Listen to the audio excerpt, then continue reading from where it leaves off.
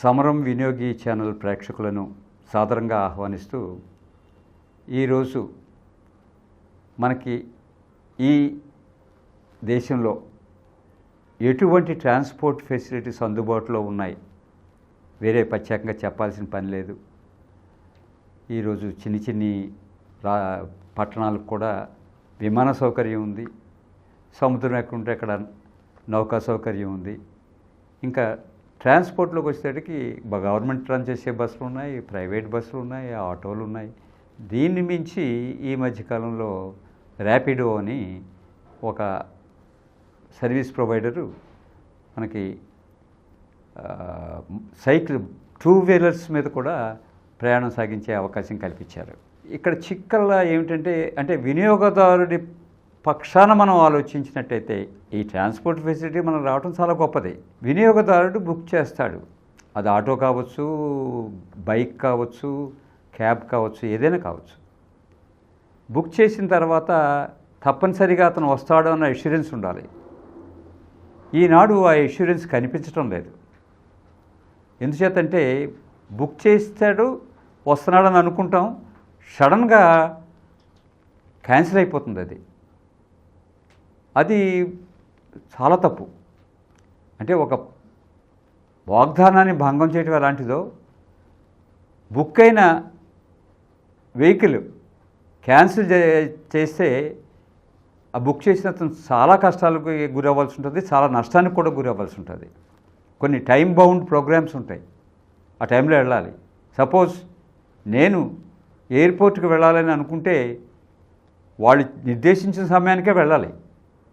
Late అయితే అక్కడ నాకు బోర్డింగ్ పాస్ ఎవరు, క్లోజ్ చేసేసామంటారు. అందుచేత అది నేను ఫ్లైట్ మిస్ అయిపోయినట్టు లెక్క.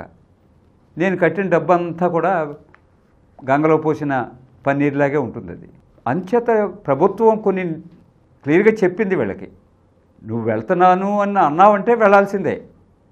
ఇదిగో ఇంతే ఛార్జీలు తీసుకో, మధ్యలో ఎటువంటి అకృత్యాలకి దిగకు, ఇలాంటివి ఎన్నో రూల్స్ పెట్టారు.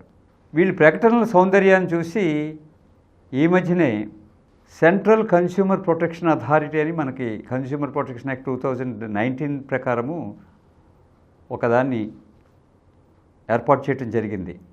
హయ్యెస్ట్ బాడీ వాళ్ళు ఈ కామర్స్ వాళ్ళ మీద కానీ మిగతా బిజినెస్ పీపుల్ మీద కానీ ఏం చేయాలో ఏం చేయకూడదో చెప్పి శాసించే అధికారం ఉంది.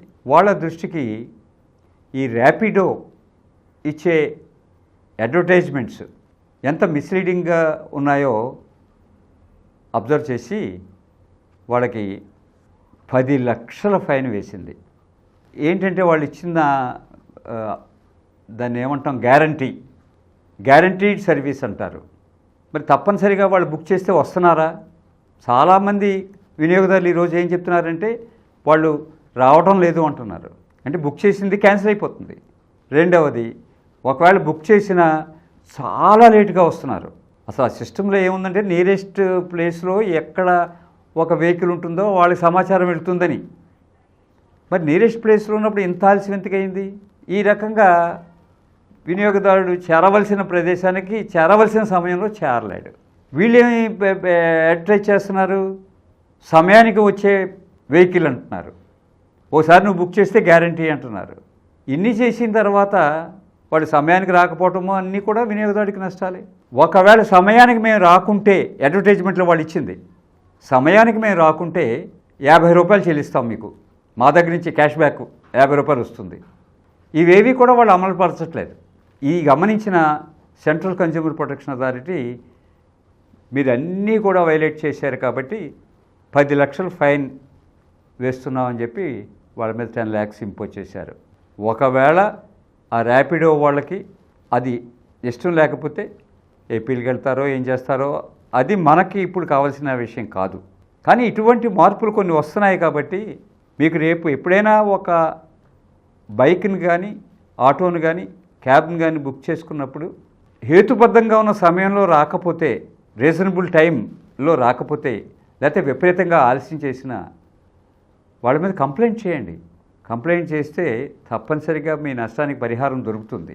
ఇంతటితో ఇది ముగిస్తున్నాం. నెక్స్ట్ ఎపిసోడ్లో మళ్ళీ కలుద్దాం. ఈ కార్య మీకు ఎంతో నచ్చింది కదా.